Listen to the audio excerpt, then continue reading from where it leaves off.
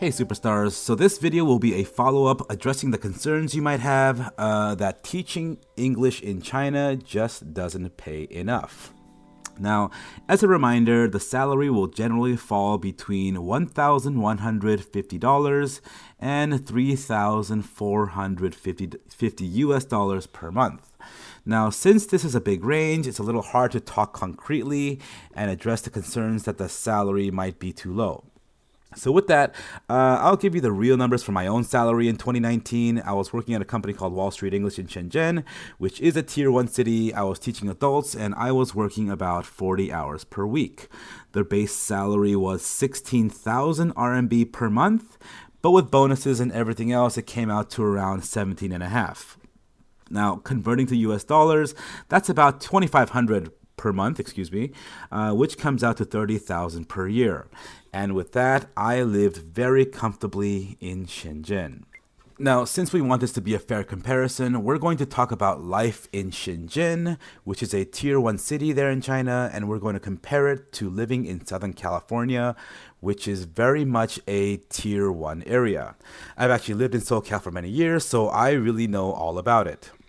Now, in Southern California, it's really not possible to live comfortably on $30,000.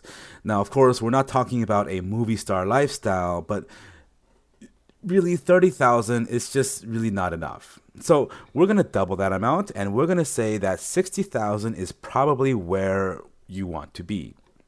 You're not really rich at this point, but you are comfortable. Okay, so here's a comparison, 30,000 in Shenzhen versus 60,000 in Southern California.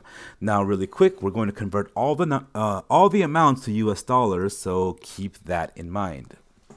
Now again, I'm using real numbers here. I'm going to be comparing numbers from my own 2019 earnings and comparing it with a $60,000 salary through the ADP website.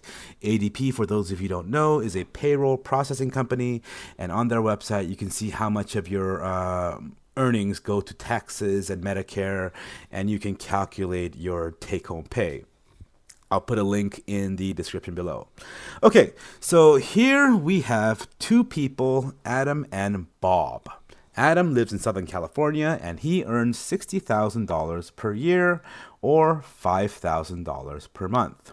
Bob lives in Shenzhen and he earns what I earned, $30,000 per year or $2,500 per month. So here, Adam earns twice what Bob makes. Okay. Now, both Adam and Bob are single, and of course, they both pay taxes. However, Adam pays taxes in America, whereas Bob pays taxes in China. Now, keep in mind, Bob is also an American, so he does still need to file a tax return for the US every year, and he does need to report his earnings in China. But because he earns less than $80,000 per year, he doesn't pay taxes in America. He only pays in China. And with that, Bob's monthly tax bill comes out to an average of $141 per month. 141 bucks every month. Super low, right? So now let's check in with Adam. Adam pays taxes to Uncle Sam. He also has to pay FICA, Medicare, and California taxes. And in all, Adam pays about $1,215 in taxes every month, which is almost 9 times the amount that Bob pays. Now again, these are numbers from the ADP website, which is a national payroll processor. Check it out yourself. Anyway, this is what we're going with. Now both Adam and Bob have to pay for health insurance. They both get it through their jobs. Adam pays about $120 per month. Bob pays $3. Next is unemployment insurance. Adam pays $50 in California. Bob pays $1. Now, with that, Adam's total take-home pay is $3,615. Bob's is $2,355. Now, both Adam and Bob live maybe 30 minutes away from work, and they both live in a one-bedroom apartment. Neither apartment is very new or very nice, but it is comfortable and it is safe. Adam pays $1,400 a month, which is pretty damn cheap for Southern California. Bob pays $400. Now, with transportation, we'll start with Bob this time. Bob has no car and he mostly takes the train wherever he needs to go. Let's assume that Bob takes the train every single day, and this costs him around $3 per day, which is actually a lot. When I was in Shenzhen, I averaged maybe half that. Anyway, Bob likes to go around a little more often than I did, so he spends around $91 per month on daily transportation. Now, keep in mind, Bob also had to pay for the air ticket to get to China to begin with. So we'll add that in as well. So for that year in China, let's say he spends $1,000 for the air ticket to go and come back from China. Now, you can actually find flights much cheaper than this, but we will go with 1,000. So if it's $1,000, that comes out to around another $84 a month, which brings his total transportation costs to $175 per month. On the other hand, Adam, he drives everywhere, but he does have a car that's been paid off. We will assume that he never ever pays for parking in Southern California, okay, but he does spend around $40 per week on gas, which is around $173 per month. He also needs to spend around $40 on very basic maintenance and right around $120 on car insurance every month. That brings Adam's total transportation cost to $333 per month. So now, here we are. Adam makes twice the money Bob does, but he's now only $100 ahead to pay for everything else. And keep in mind, we haven't even eaten anything yet. Okay, so we need to eat. Now, of course, as we know, eating out is more expensive than eating at home. Another side note, when you live in China, what happens is you end up eating out quite a bit more often, especially if you're single and you live alone. However, the overall cost of food in China tends to be much lower. For example, if you want to go to McDonald's and have a Big Mac combo, in Southern California, it's very typical for it to be priced at around $7.79.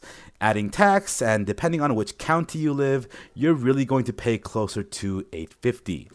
Now, keep in mind, in China, McDonald's is an imported American brand, and because of this, it will cost a little more than eating something more local.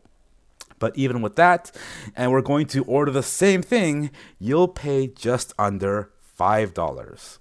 Okay, so let's keep going. So Adam and Bob both eat 3 times a day. During the work week, they both eat breakfast at home, and they both eat out for lunch. Now, Adam, he tries to be a little careful with money, so he spends an average around $8 each day for lunch. $8 a day for lunch in Southern California. Okay, fine. Sometimes more, sometimes less. Anyway, he averages around $8. Now, Bob, well, he's a little more loosey-goosey with his money, and he spends an average of $4, which is totally doable for lunch in China. Now, for dinner, Adam gets takeout maybe twice a week, and he spends $12 each time. So that's twice a week, $12 each time. Now, the days that he doesn't get takeout, he just eats at home. On the other hand, Bob gets takeout almost every single day, and he spends around $6 each time. Now, on Saturdays, they both wake up late and they eat lunch at home. Then they both go to the supermarket. Now, here's the part where Bob can get himself into a bit of trouble. If Bob is the type of guy who can't do without those pricey imported American groceries, he can very quickly spend his whole paycheck on bags and bags of nacho cheese Doritos, buttermilk ranch dressing, and cinnamon toast crunch. Gosh, I love all 3 of those things. Anyway, if Bob can make do with Chinese groceries, he really shouldn't be spending any more than about $25 a week. On the other hand, Adam will spend more like $60 a week. Okay, moving on, we're at Saturday night now. So on Saturday night, Adam usually meets friends for dinner at a somewhat decent restaurant. He usually gets something like a $12 entree, a $2 drink, and maybe spends another $6 sharing an appetizer. He pays tax, and this cheap bastard only leaves a 10% tip, so his total bill for dinner comes out to about 24 bucks. So Bob also likes to meet friends for dinner each week, but he spends more like $16. Now, on Sunday, they again wake up late and they again eat lunch at home and they both get a takeout dinner. Adam again spends $12. Bob again spends more like 6.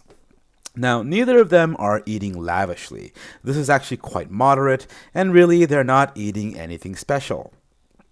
Anyway, so now we have a weekly food bill of $160 for Adam and $91 for Bob. So, with 52 weeks in a year divided by 12 months, that amounts to $693 a month for Adam and $394 for Bob. Okay, so now Adam and Bob both like to do little things every once in a while and just have a good time. So, we're going to say that they like to go out for a drink every once in a while. So they go to a semi-decent place and not some dingy dive bar next to a trailer park, okay? So let's start with Adam. So Adam goes to a place and all in, he pays around $10 for each drink. Now, for a somewhat decent bar in Southern California, that's pretty cheap. Anyway, he has 5, maybe 6, maybe 7 drinks. Let's say just 5 drinks, so his total bill is $50. Now, he's a little drunk. He can't drive home, so there's another $20 he needs to pay because he needs an Uber, which is actually his second Uber for the night because he had to get to the bar to begin with, right? Now that's $90 for the night. Now, in comparison, the last time I went drinking like this in China, it was at a pretty nice place. It was in one of the most expensive neighborhoods in the city. I maybe paid 40 cents to get there by train. The bill came to around 250 RMB, which is like $36. And then I took a taxi home, which was around another 9. So for me, or a guy like Bob, he'll pay a total of around $45 for the night. So now, guys, here's what we've got so far. Adam's remaining cash is around $1,100 and Bob is over $1,300. Now, I think you can see what's happening here. I'm not going to go through each and every expense that you might have each month, but as you can see, although Adam makes a lot more money in the beginning, he's got a much higher cost of living. So much so that after just paying for the basics, and we actually haven't even paid for the basics yet. You know, like maybe you like to buy new clothes every once in a while, or you need things like toothpaste and shampoo, water and electricity bills, internet, your cell phone plan. Anyway, yes, at face value, Adam makes twice his salary as Bob. But at the end of the month, Adam actually ends up worse off because of his much, much higher cost of living. So now, okay, maybe you, whoever is watching this video, maybe you pay less on your rent than Adam does here in America. Or maybe you spend less in some other way. But if the concern is that the salary in China is too low, what's been made clear, I hope, is that the seemingly low salary is more than made up for by the much, much lower cost of living in China. Now, guys, don't get me wrong. If your life right now is exactly the life you want, if you're happy, then by all means, please resume being happy with your life. But if you're ready for something different, teaching it in China is a really great option. And I'm not saying you have to do this your whole life. Try it for a year, and if you don't like it, try something else. But if you do want to try China, again, don't let a seemingly low salary be the thing that stops you, because again, the super low cost of living will more than make up for it. Added to that, you'll have a lot of fun, you'll meet some excellent people, and you'll have pretty much all of Asia as a cheap travel option. So again, don't let salary be the thing that stops you. Now again, if teaching in China sounds like a good option for you, even if it's just something you want to try for a year, awesome. Get your documents in order, get your TEFL, let us know when you're ready to apply for your visa. It's an awesome experience. You will not regret doing this. Okay, guys, that's going to do it for me today. There are a lot more videos coming. Again, stay tuned and we will see you next time.